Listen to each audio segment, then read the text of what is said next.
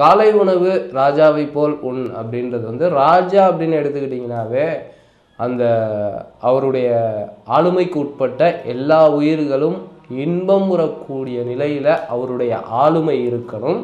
அதற்கு தகுந்த உணவு. இப்போ நாம் எதை ஆண்டுகிட்டு இருக்கோம் அப்படின்னம்னா பஞ்சபூதங்கள் இணைஞ்ச இந்த உடலை ஆண்டுகிட்டு இருக்கோம்.